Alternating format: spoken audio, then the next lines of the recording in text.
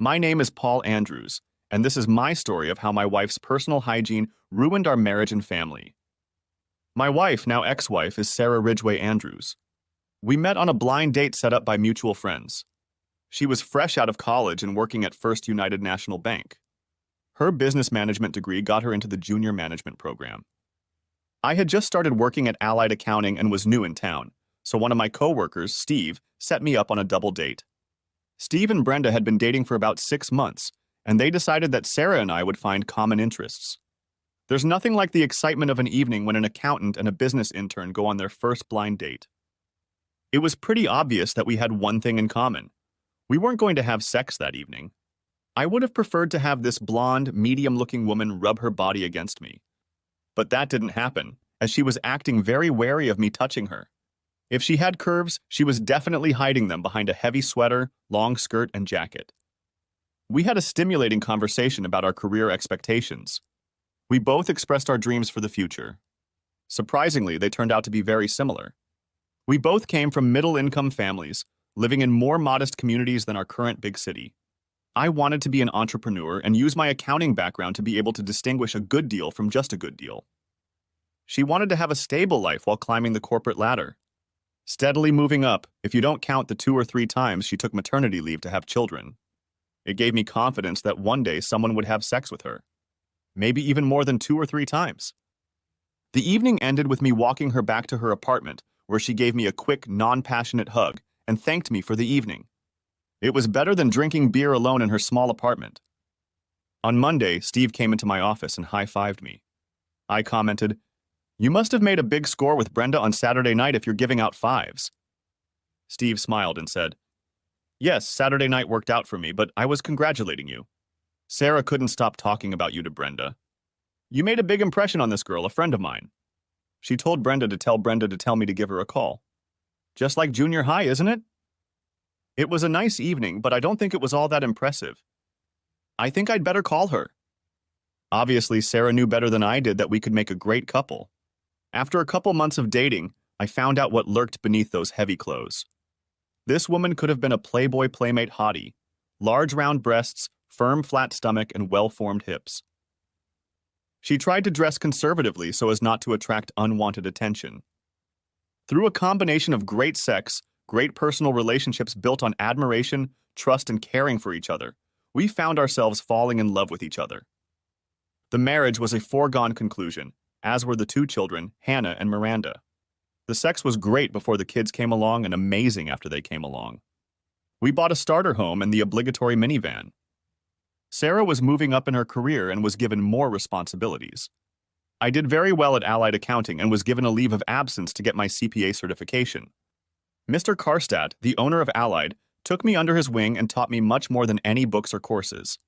One day after work, he suggested I go to dinner with him. He told me that he was negotiating the sale of the firm to a large accounting group. He said, "Paul, you're my best employee, but you won't thrive around the new owner. I think you need to leave Allied before the buyout and start your own practice. They will kill your entrepreneurial spirit and leave you a miserable person who goes to work every day. You have an entrepreneurial nature that you need to realize. Please take note of that and start planning for your future. I will make sure you take some clients with you when you leave so you don't starve to death." It took me by surprise, and I didn't know what to say other than thank you to someone I admired and respected. Sarah and I talked nonstop about it over the weekend. She said, "Just stay the course and remain an employee of the new firm. Forget risky entrepreneurship and work hard to get promoted in the coming years.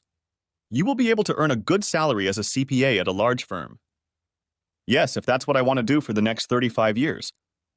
Sarah, I'm afraid I'll start to resent the debits and credits I'll have to push through every day. This is my chance to break out of my routine and do what I've dreamed of doing since I was in high school. I'll start by working here at home while I build up my clientele, and then I'll move into the office. Paul, I think this is not a wise move. We have 2 small children. We can't take any more risks, was her wise advice to the banker. I can't wait until the end of my life to take a chance. For me, it's now or maybe never. Sarah pouted, "I don't like it, but I can't stop you. Make sure it works or I'll be really mad at you. And in fact, don't expect me to fund this disaster. I'm opening a new checking account for my income. I'll be paying half of the household expenses. You better be able to cover the other half. I'll do my best, Sarah, was my response, but I wanted to say, thanks for doing nothing, bitch. She relented, saying she wouldn't co-sign loans for my new business. If it all went down, she wanted to be on the sidelines. Since she acted like a bitch, I'm not going to do business with her bank. But I'm sure she'll be there for me when I start making a lot of money. Over the next year, things were tight. Sarah was bringing home money steadily, while my contribution was erratic. By the end of the second year, I was earning a little more than Sarah, but she would prefer that I bring in a steady monthly income. Boring! My business model was changing as I was doing more business advice to prospects, rather than just keeping records of money received and spent. It was what I wanted to do, and I was successful at it. Since I was earning more than Sarah, I started investing more money in my startup. I set my personal income at Sarah's level and invested amounts above that. What I liked to do was this. If I had an outstanding business, I would reduce or waive my consulting fees to get a share of the profits. I would take 5% to 15% of the property for my consulting services and reduce the fee for the monthly accounting portion of their business. This worked very well for both parties. It reduced the required startup capital for potential clients and also gave them the ability to get my sound analysis and advice at any time. It was impossible to audit the firm because I was an investor, but that was fine with me. The increase in the value of the company was far greater than the accounting fees I was losing. The company could buy me out at any time at an agreed-upon market value formula. The only person who was not happy with the scheme was Sarah. She really didn't like that I was investing in startups, so I stopped telling her about it. My accounting corporation's revenues were not reaching the level she thought they should have been. Instead of income, I was building up net worth, but it wasn't reflected on the balance sheet because the stock purchased was valued at the actual purchase price, which was quite low. Because I had staff with deep knowledge and ability, I allowed myself the luxury of spending more time with my children. The 3 months of tax season were a different story. I tried not to miss a single play, concert, or sporting event in which they participated. I managed all the parent-teacher conferences without Sarah. Those were good years, as the kids were excited and Sarah and I were doing better than average for our age. Because of her knowledge and work ethic, Sarah was promoted to assistant vice president of the bank, where she had several people reporting to her. As a result of this promotion, she decided that we needed a bigger and nicer house to match her status as a bank employee. I told her we'd better wait, to which she replied, until the following Saturday. She went to the showing and signed a contract to move. I wasn't happy about it, but there was nothing I could do about it. Thanks to my membership in the Chamber of Commerce, I became friends with several loan officers from her bank. They told me that Sarah used to call me little accountant. This disrespect began to manifest itself at home in snide remarks about how other accounting firms were succeeding while I seemed to be napping. I wasn't invited to join her at the bank's Christmas or summer party. Not that I thought it was a fun time, but I felt she didn't want me around her professionally. It was time to talk to her about our relationship. Saturday afternoon, I cornered her in the living room and asked her to sit with me for a few minutes. With a look of disgust, she said, "Can it wait? I'm trying to finish my laundry." "Thank you, but I think we need to talk about it." "It can wait until tonight." "Can you carve out 15 minutes in your schedule?" Over her shoulder as she walked away, I heard, "Yes, I can do that." Then she returned to her task. I didn't bring it up for the rest of the day because I wanted to use it as an example of her ignoring me and thinking that what I wanted didn't matter. My attempt to talk after the kids went to bed was thwarted because she was tired. Sunday morning, we couldn't talk because the kids were getting ready for Sunday school and then all going to church together. When the girls went outside to chat with the neighborhood kids, I saw her grab her purse and head for the door. I stopped her and asked her, "Do you have a few minutes to talk to me?" She snapped back, "Why have you been bugging me about this all weekend? You run around me and whine like a little boy demanding mommy's attention. Can't you see I'm leaving to help mom with the checkbook? I'll be back in an hour. Can it wait that long? It's been 24 hours since I asked for 15 minutes of your time. I can wait another hour." 4 hours had passed when she entered the house and hurried into the kitchen to prepare dinner. Of course, I would then interfere with the conversation. We were already halfway through dinner when I turned to her and said, "I think now would be a good time to talk," which brought an indignant expression to her face. "I think we're growing further and further apart, and I'm very concerned about our marriage." Sarah's fork flopped onto her plate, and the girls turned their heads to look at me. We don't talk to each other like we used to, and I feel like you don't respect me as a husband. I feel like we need to talk about this before it becomes a real problem. Gritting her teeth, she said, "This is not the time or place for this conversation. I'm surprised you would bring it up in front of the girls. You should be ashamed of yourself. Sarah, by your own actions, by ignoring me for 30 hours after I asked for a discussion, you have shut me out again. Is there something going on here that I should know about?" She pushed back her chair, carried her plate to the kitchen, and left the house. Well, I guess our conversation took less time than I expected. My daughters were shocked by this confrontation. Miranda asked, "Are we all getting divorced?" with tears in her eyes. I calmly said, "No, dear, no one is going to get a divorce. Remember how you and your sister used to fight sometimes? Well, moms and dads argue sometimes too. But that doesn't mean we don't love each other or don't love you and Hannah. Mom didn't run away from home, she just went for a drive." That seemed to calm them both down, but it didn't calm me. I cleaned up the kitchen, did a little work in my office, and then put the girls and myself to bed. I went to the bedroom. If she didn't like it, she could sleep on the couch. It was about midnight when she came into the bedroom. She undressed and walked over to the bed. I lifted the covers so she could join me. She snuggled up to me and said, "I'm not saying I was wrong, but I will try to treat you with the respect I want from my husband." I put my arms around her and whispered, "I think this is perfect. I want to be the best husband for you." That lightened the mood in the house for a while.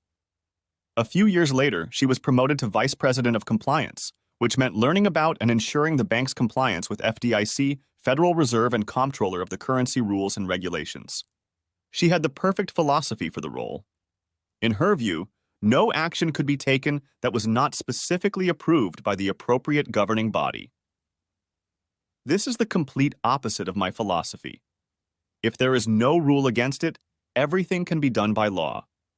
Is there any doubt that this has caused strife in our family? Good thing she didn't know about my investments. They were legitimate, but fiscals like her didn't approve of them. Just about that time, she started going to bachelorette parties on Tuesdays.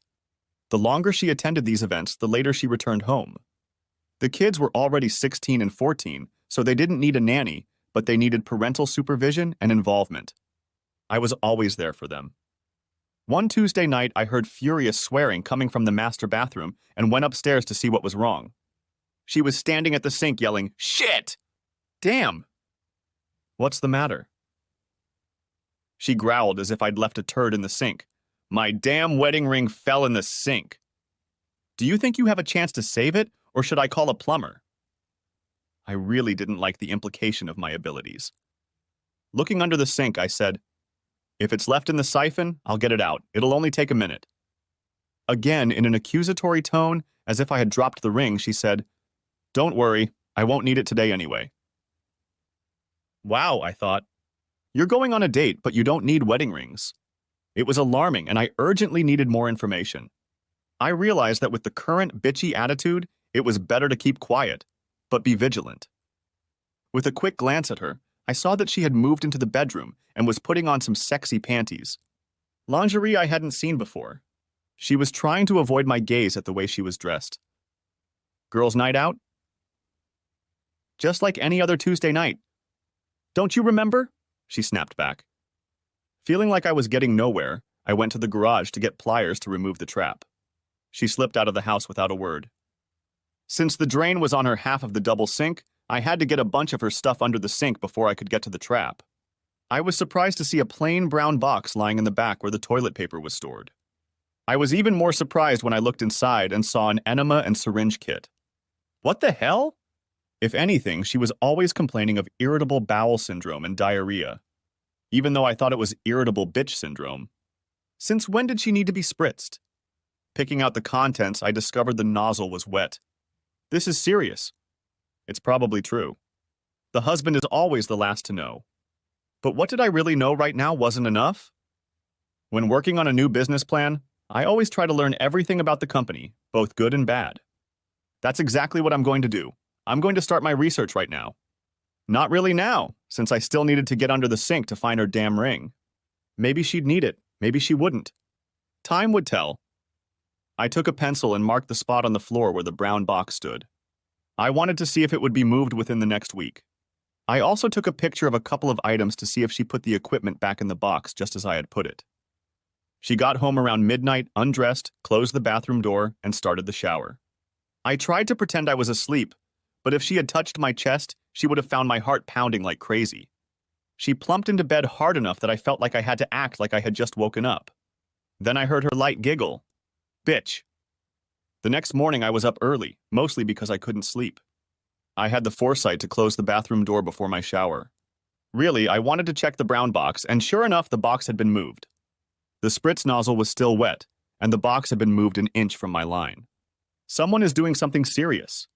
Using a Ziploc bag, I carefully collected her stinky panties and sent them off to be analyzed. It's been over 3 weeks now that I haven't left a trace on them. Since I was an accountant, I was well aware of what happens with the distribution of property in a divorce. I have done several appraisals for husbands and wives in divorce. Sarah would get the house until the girls went to college, and I would pay alimony and not be able to be with them as often as I am now. I probably won't pay alimony if my investments don't count. She thinks they are worthless, and so do I. I wasn't going to pay for a house where she could have fun with another guy while my girls were left unsupervised.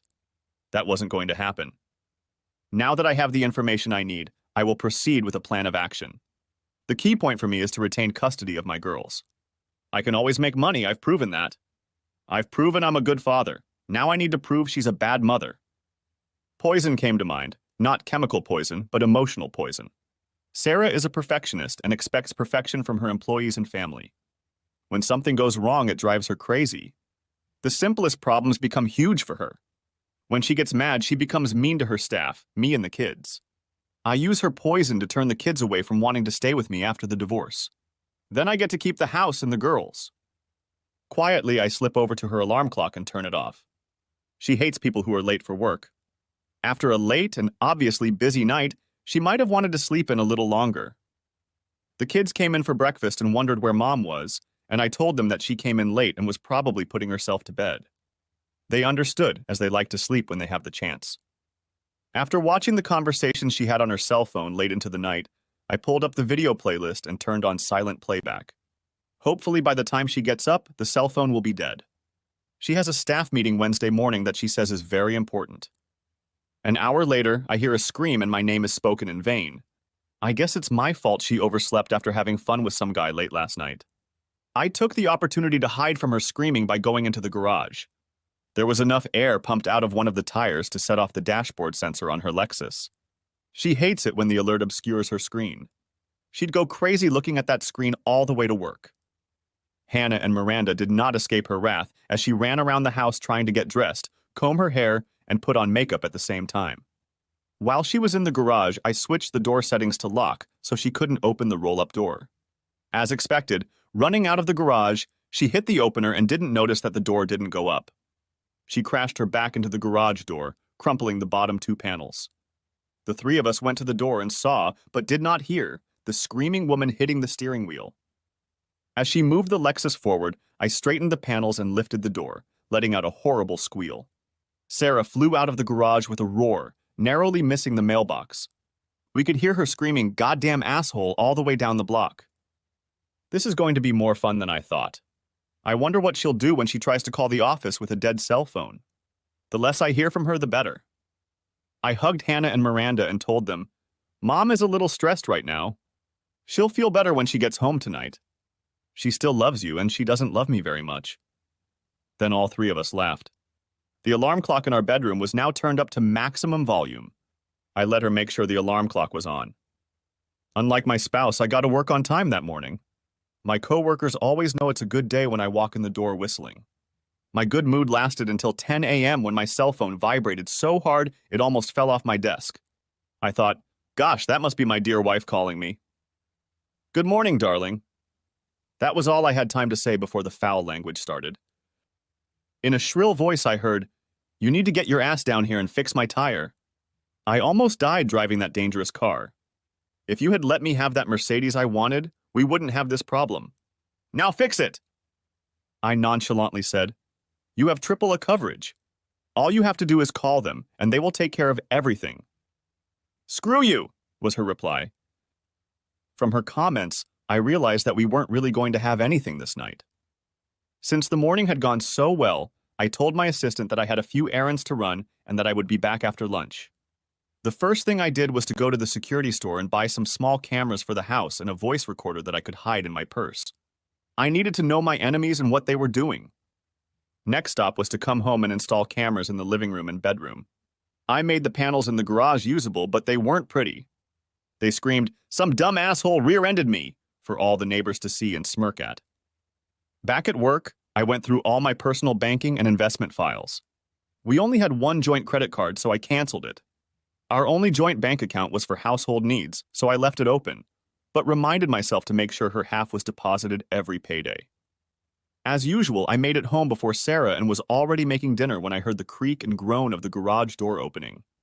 The FBI couldn't have kicked the door any harder than Sarah had done. Both girls sitting at the kitchen table screamed and crawled into their panties in terror. The witch approached me threateningly and said, "I've never had such a shitty day. I'm going to go upstairs and soak in my bathtub." The girls and I ate dinner quietly, whispering like 12-year-olds. I went upstairs and asked if she wanted dinner, and she threw a bar of soap at me and growled, "If I wanted dinner, I would have told you. Now leave me alone." It was the perfect moment to make a small slit in her purse and put the recorder inside the lining. I went downstairs and fell asleep on the living room couch.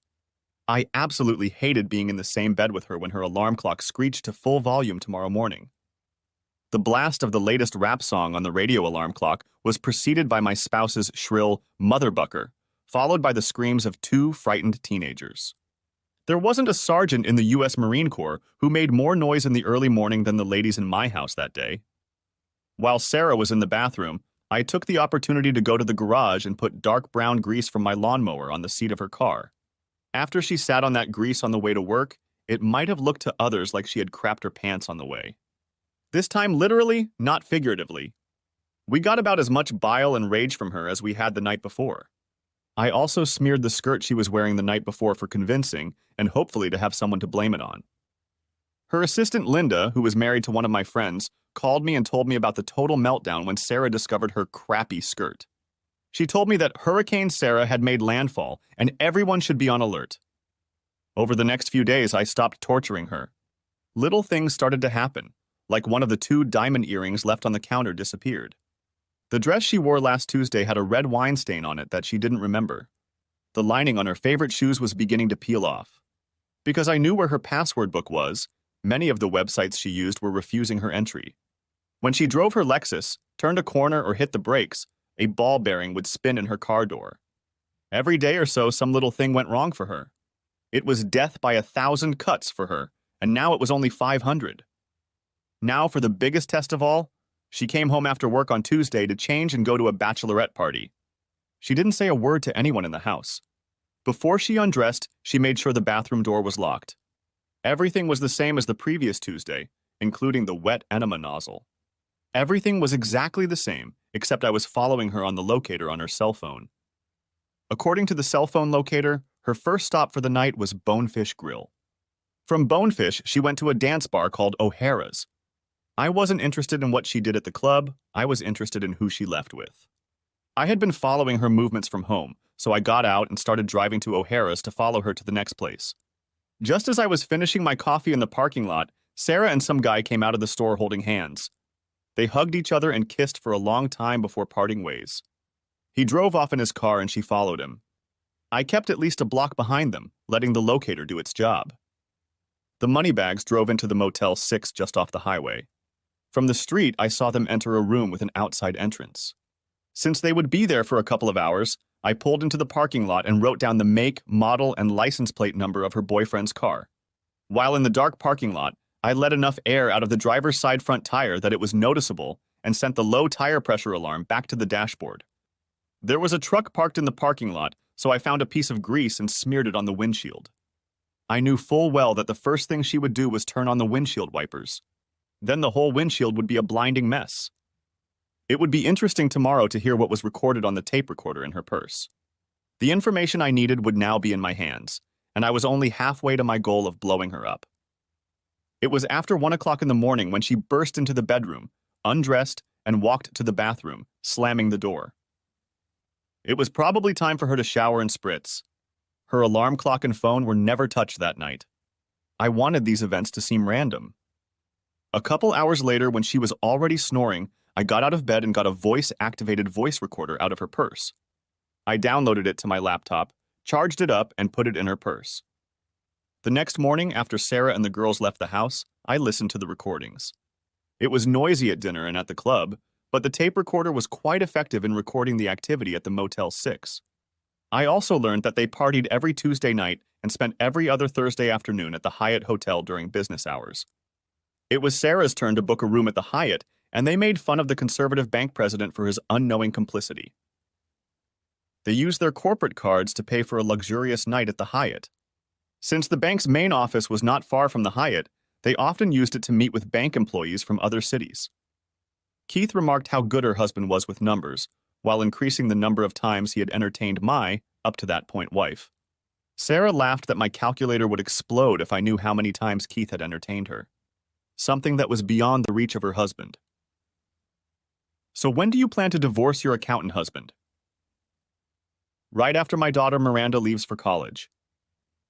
I love my girls, but I don't want to spend the best years of my life running around chasing soccer games with them. He's the best mom in the world, and I'm glad he does. I don't know why, but I just can't be around him anymore. I've tried everything I can to make him more successful, but he just wants to be a regular guy with no goals. He's just wasting his life. If you dislike him so much, why don't you divorce him now? Make him pay alimony and spend more time with me. Chuckling, she said, "If I got divorced and got alimony, I'd still have to pay for childcare, a maid, and a cook. Now my sissy does that for free, plus brings money into our joint account. I don't have to pay as many household expenses, plus I can stash a significant portion of my paycheck where he can't find it in a divorce. I use it for household expenses while building up my secret stash. Speaking of divorce, when are you going to pull the trigger on your frigid wife?" That date, my dear, has already been set. Her father demanded that I sign a prenup before we were married. I only signed it when we added an expiration date of 20 years. 3 more years and I'll have 50% of her multi-million-dollar stock portfolio. Laughing, she said, "See, the timing is perfect. The end of your prenup falls when Miranda goes to college. Then we can both leave." After hearing this conversation, I couldn't believe there are people on Earth as selfish and conniving as they are. You know what? They deserve each other. They would have a terrible time together, as they would both try to cheat each other sexually and financially. They were concerned about their safety. They alternated weeks, booking a room at the Hyatt, so neither of them rented a room more than once a month. Now she checks all the tires and that the garage door is open before driving out. However, her nasty and disrespectful demeanor still caught the eye of both me and the girls. As expected, the report showed that her lover's marks were found on the pirate's underwear. I now had enough evidence to go to my lawyer and start the divorce papers. I told Jeff Green, my attorney, to demand full custody of the girls since I had most of the interaction with them. Judging by the way their mother was behaving, it would be lucky if the girls wanted to communicate with her at all. Jeff said, "I'll add that, but it will be difficult." I proposed a plan where we would own the house 50/50ths until it was sold after both girls left for college. We would both keep our own investments and retirement funds. Since I have limited my taxable income to about the same as hers, neither of us has to pay child support. She has to pay me the usual childcare allowance, including college tuition. We set aside enough for tuition, housing, books, and food, but not enough for outings, etc. When she became a full-fledged vice president, she joined the bank's deferred compensation program. I will leave that account alone in case she wants my partnership investment. Then I will remember her deferred compensation to parry her claim. In preparation for my divorce, I started taking important things out of the house and putting them in storage. I also backed up my data every day on an external hard drive, keeping it separate from my computer. I planned to keep the house, but I didn't know how violent Sarah would be when she got the summons. On the recommendation of my lawyer, I hired a private investigator to find out who Keith was and where he worked. To speed up the search, I gave him the license plate information. Every year at the end of the third quarter of the fiscal year, the bank begins the process of budgeting for the next year. All employees fill out questionnaires, and each department must reevaluate their performance and budget. At the end of this process, the senior management team hosts a formal dinner/program/dance at the Hyatt Hotel. This is a tuxedo and evening gown event for the senior officers and their spouses, and many of the attendees book a room at the Hyatt. Sarah told me about this event years ago, but by the time she became a member of this group, I was considered unworthy. She kept reminding me of this event, and if I was more successful, I might be able to participate the following year. She thought it motivated me, but I didn't care as long as I didn't get bored in the company of these people. Almost daily, I went through her closets and drawers looking for other information about her infidelity. The week before the celebration, I discovered a new shoebox that was wrapped in the back of her closet. That's where I always started looking, in the back of a closet or drawer. It was a pair of very fashionable Jimmy Choo evening shoes. There was no receipt, so I used Google and got slapped in the face. These shoes cost over $1,000. Since the appointment was in a few days, I had to think about how to counteract this. Replacing the Choo shoes with an old beat-up pair of yard shoes or a pair of Crocs came to mind. Instead, I took the shoes to the workshop, put the heel in a table vise, and very carefully turned the tall, narrow heel a few degrees to the side. The shoes were rewrapped and set in exactly the same place. After finding her brown box, I got a lesson in how to handle sensitive objects. The day before the celebration, the investigator called me and asked me to come to his office because he had some information. As he sat me down, he informed me that her lover was Keith Miller, a senior loan officer at Sarah's bank. I thought, this could seriously affect their careers. They don't report to each other, but her primary responsibility is to make sure the loan department is in compliance with rules and regulations. And that's on top of the rule about no sexual relations between employees. They are on thin ice. I told him, great information, and could you set up some cameras for the senior management meeting at the Hyatt Hotel on Friday night? He already had a picture of Sarah, and I asked him to shoot her walking and dancing. We were both happy. He got another check, and I got some really solid information to consummate our marriage. The movie I watched Friday night was hilarious, so much so that the detective kept laughing the whole time we were watching. She walked around like she was drunk. The pressure of all her weight on that tiny heel endpoint, which was off by a few degrees, was pushing her feet outward, causing her to stumble. She crashed into tables and chairs. At one table, 2 bottles of red wine tipped over on everyone. I plan to submit it to America's Funniest Video as soon as Sarah signs the release. Yeah, sure. Sure enough, Sarah and Keith had secluded themselves in his hotel room to spend the night away. All of this was documented by a tiny video camera slipped under the door of their hotel. Isn't it great how technology has improved our lives in the last few years? Although Sarah got home before noon on Saturday, we didn't see her until late Sunday morning. Spiritually, she should have gone to church that morning, but she stayed home.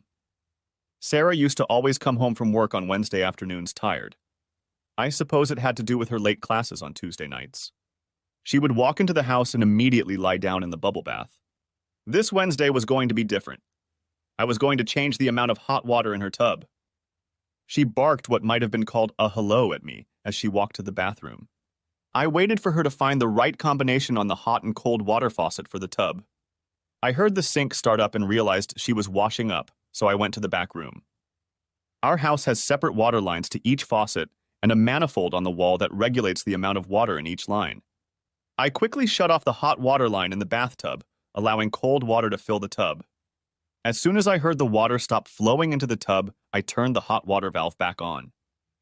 The horrible sound I heard from my beloved wife as she slid into the tub of cold water. Sure enough, because of the bubbles, the water was slippery, and she was wriggling around trying to grab onto something to pull herself out of the cool water. When I rushed into the bathroom to help her, she completely ripped the towel rack off the wall in an attempt to get out. This forced her back under the cold water. It was the hardest thing I could do not to laugh out loud.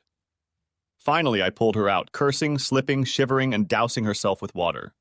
Of course, she slapped me in the face for not having hot water. With a howl, both girls flew into the bathroom and saw their mother throwing another fit. Then she turned to her daughters. "You dirty little bitches. You used up all the hot water, and I couldn't get the relaxation I needed. Damn you!" She stomped into the bedroom to get dressed, and the girls burst into tears. They turned to her to tell her they hadn't used up the hot water, but she shouted at them, "Shut up! I don't want to hear pathetic excuses. Get out of my sight." Which they did, running away crying. It's worse than I thought. I didn't think she would go after them. After me, yes, but not after them. I made the real mistake of thinking where her anger might come out. Then she turned to me. "What the hell are you looking at?" Asshole. Fix my bathtub. You think you can do one simple thing in my house? I invited her into the bathtub and turned on the hot water again. It was very hot. I took her hand and splashed hot water on it and said, "You have a lot of hot water." I stared at her for a few seconds without saying anything, and then I went to dinner with the girls somewhere else. To hell with the dinner I was making. As the girls wept, I stopped the car a few blocks away to comfort them. I told them, "I'm sorry you had to endure that tirade. You didn't deserve it. You are wonderful children, and I am very proud of you. Please forgive your mother for her actions and forgive me for letting this happen. Forgive me for that." It calmed them down and reminded me that I had to be careful when separating the three of us from Sarah. It was too much fun torturing her. When we snuck back into the house, it was already time to go to bed. I left the kitchen utensils where they were and settled down on the living room couch. In the middle of the night, I felt a presence, as if something evil was coming toward me. And so it was. Sarah was standing there, staring at me. "Yes?" was the only sound I could utter. She just stood there. Finally, she said, "I shouldn't have yelled at the girls like that. It wasn't their fault at all. I must have turned the wrong knob. Over the last month, I've been so overwhelmed and upset about so many things that went wrong. Flat tires, garage doors, faulty evening shoes. Every little thing irritates me to the max. I need to get my life back on track." With those words, she turned and walked back upstairs. I think that was all she had to say to me. The next week, I got a real gift. One of my investment partners had a 2-bedroom apartment in Breckenridge, Colorado, and he wanted to see if I wanted to rent it. It was the week between Christmas and New Year's Eve, and it was contracted for a year, but the tenants had to back out. So my buddy left a deposit and offered me a half-price rental. I told him I'd call him back. The girls had been in despair ever since their mother cursed them. Sarah apologized to them, but her harsh words still lodged in their brains and feelings. I asked them if they would join me for a week in Breckenridge to go skiing. I guess so, as they pounced on me, kissing me on the cheek and hugging me. That evening, I booked plane tickets to Denver and back for the 4 of us. I was going to give Sarah one last chance to save our marriage by being together as a family. I paid extra to be able to cancel the ticket.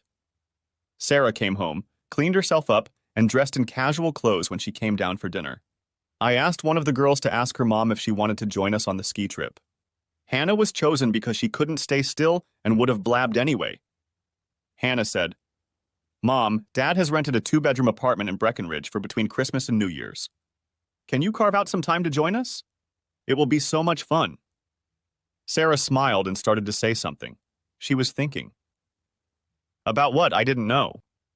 Then her eyebrows rose and a smirk appeared on her lips. "I'd love to, honey, but it's the end of the year, and it's very important to the bank to make sure all the money is properly accounted for on December 31st. I have to stay in town for that. I'm sorry." I was sorry too. Sorry that Hannah was disappointed. Sorry that Sarah had walked away from the invitation with a lame, weak explanation. The compliance department has not one bit to do with the bank's year-end balance sheet or profit and loss statement. Not one bit. The compliance department has no money to balance. You don't have to be a financial controller to know that. The reason for the raised eyebrows and smirk was that she saw it as a chance to spend 7 nights in our bedroom with that asshole Keith. Next week, my private investigator switched the cameras to Wi-Fi so I could have instant access to them while I was in Colorado. There was a scene at home that I really wanted to see. Not the sex of 2 adulterers, but something else. The day we left for Colorado, I had applied jalapeno pepper juice to her tip. If she wanted hot fun, she would get it. As we left for the airport, Sarah was a pleasant mom, said "be careful," and gave them a hug. I appreciated her brief hug and kiss. I told her, "I love you, Sarah," and got a quick "I love you too" response. The girls and I endured the plane ride and the rental car ride to the condo with no problems. Hannah and Miranda had never been to the Rocky Mountains and went out on the deck to enjoy the view and the scent of pine trees. Prompt. I set up my computer and connected to the Wi-Fi camera in our house. As expected, Sarah arrived at the house at 6 p.m. and went straight to the master bathroom for her pre-fun ritual. I didn't need a camera in the bedroom. I had no interest in watching them fiddling. I could see the landing, the living room, and the kitchen. Suddenly, Sarah stumbled down the stairs and screamed that she was on fire. Apparently, she had discovered that her life-saving tube of Preparation H had also been tainted with jalapeno juice. She flailed her arms around trying to cool her crotch. Her face was bright red and contorted with pain.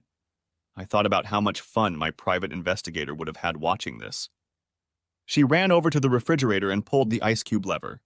She and the ice cubes fell to the tile floor as she tried to shove the soothing cubes to cool everything down inside. I started laughing as I watched her create that lipstick. Finally, she sat down on the cabinets and tried to catch her breath. After about 15 minutes, she began to reintroduce the ice cubes. Well, I guess her lover Keith wouldn't be welcome in her lower guts today. I wonder how long it will take her ass to recover. It would be a shame if they didn't have fun all week while the kids and I were gone. Too bad! The three of us went to the Christmas decorated and lit up downtown Breckenridge for pizza. What a beautiful place with a foot of snow on everything. After eating the pizza, we started heading back to the condo when the girls heard music they liked and recognized where it was coming from. It was a teen club designed to entertain teens while parents were having fun elsewhere. Hannah asked, "Can we come in for a few minutes, Daddy?" Luckily, I agreed, because these girls had been through a lot in the last couple months. The dance floor was crowded, and the sounds of laughter beckoned. The girls wanted to stay, but I wasn't about to leave them alone on their first night in a new city. I found a free table away from the DJ and told my daughters to come check on me from time to time. It was perfect for me since I could read my email without thinking about the girls ignoring me. It didn't take long for them to attract a few guys and start dancing, laughing, and talking. They would look back at me and I would raise my Diet Coke, letting them know it was okay. There were a lot of adults there watching their kids. One woman on the other side of the dance floor was very attractive, and as we both scanned the floor looking for our offspring, we caught each other's eyes and smiled. This attractive woman had two boys who stopped at her table to get money, food, or sodas. My girls seemed to spend more time with them instead of playing on the playground. When I finished writing the message, I looked up and saw an attractive woman walking toward me. All the other men were watching her as well. She was wearing ski pants that seemed to have been sprayed on so thinly that you could see the freckles on her ass. Her sweater was tight-fitting too, and it gave off a warmth, even though the temperature outside was below freezing. She stopped at my desk and said, "You must be Hannah and Miranda's father. Why don't you come and join the rest of your family instead of staying here alone?" I tried not to jump up too quickly, but still replied, "I'd love that. My girls are good judges of character, so I guess that's why they're sitting at your table. My name is Donna, and Zach and Misha are my two boys, ages 16 and 14, who are soon to be 21. I smiled and replied, "They are the same age as my girls. Coincidence?" And we both laughed.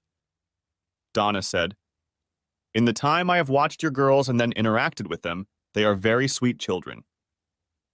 You should be very proud of them." "Absolutely. I can also tell you that your boys seem very well-mannered."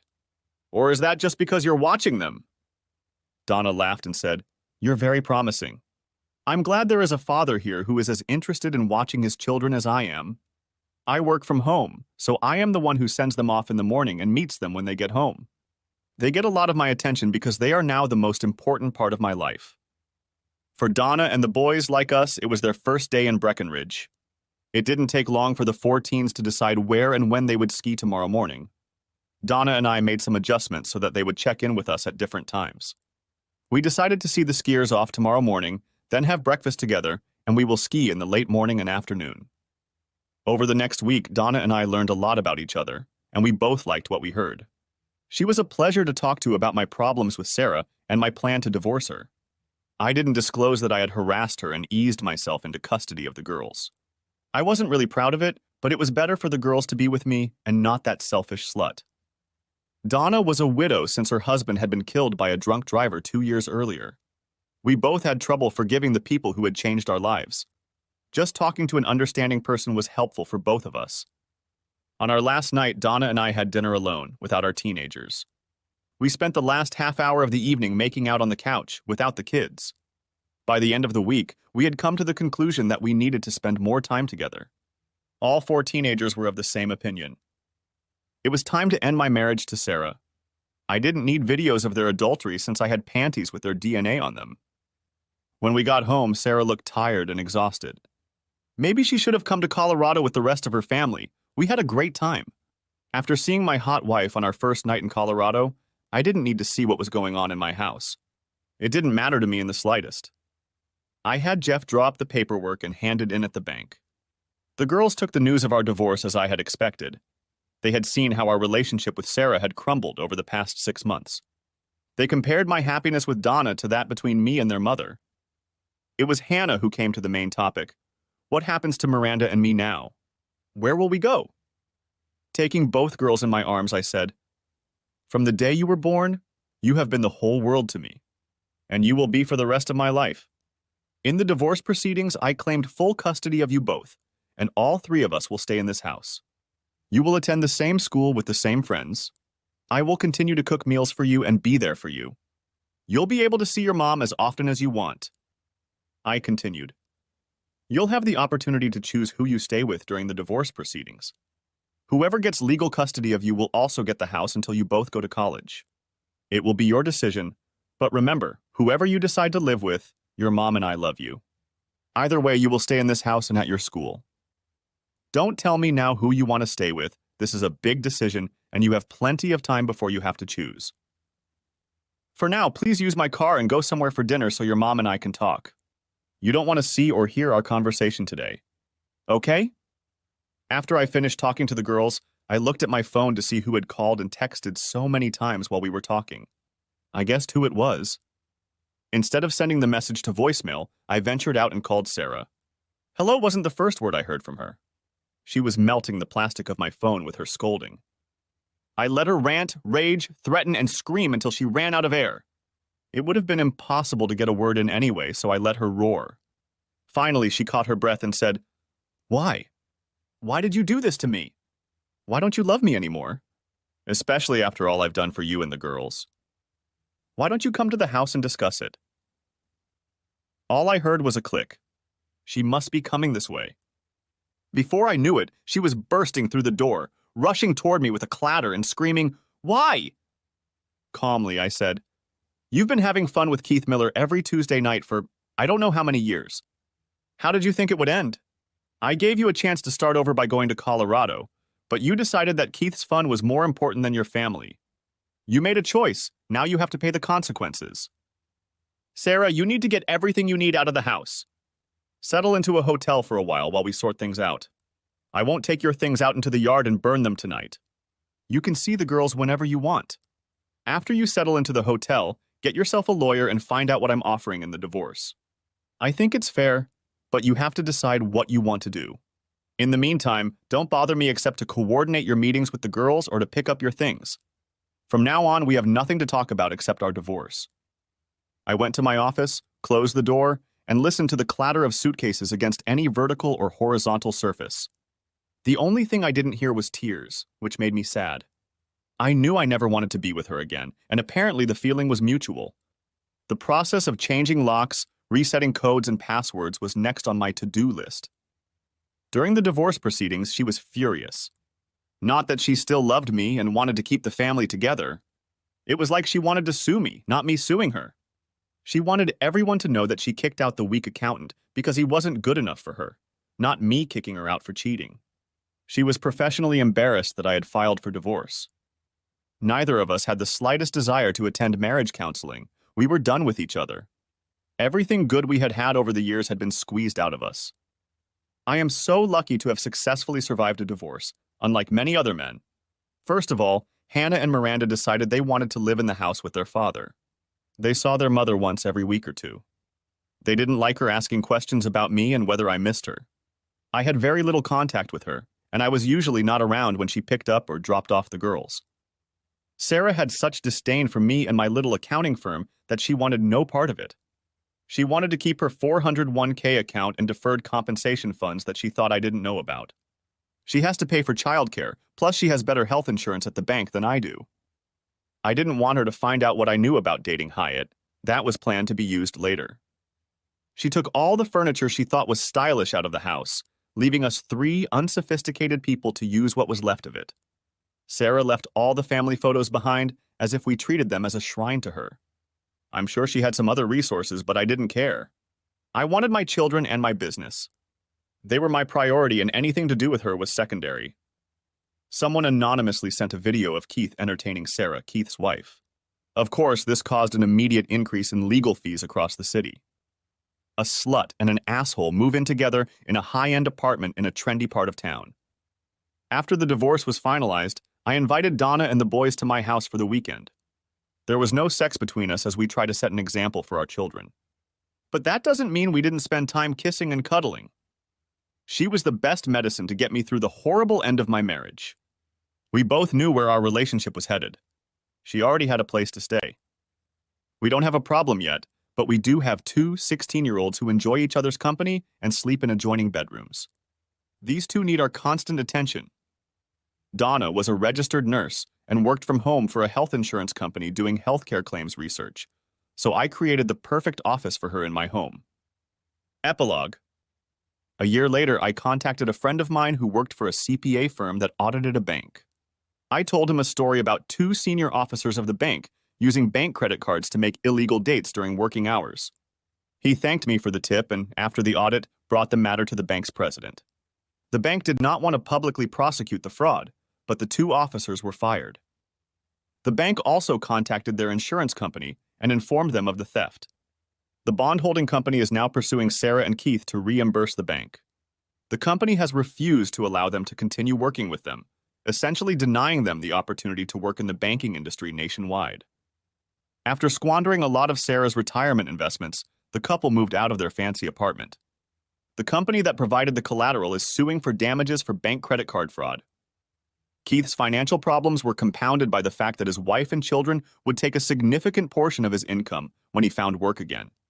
It was a shame he didn't wait for a prenuptial agreement. Sarah works as a paralegal in a divorce attorney's office. She has learned a lot about the legal and social implications of divorce and is very helpful to her clients. After she spends the day counseling others about divorce, she retreats to her small apartment and mentally berates herself for how her own marriage ended tragically. She doesn't seem to be attracted to the successful businessmen and doctors she thinks she should have married instead of me. At the end of the year, the market value of my worthless investment was over $2 million. It looks like it's going to be a good year, especially since my wedding to Donna is scheduled for mid-June. Thanks for watching. I hope you enjoyed it. So subscribe to my channel and watch the next video.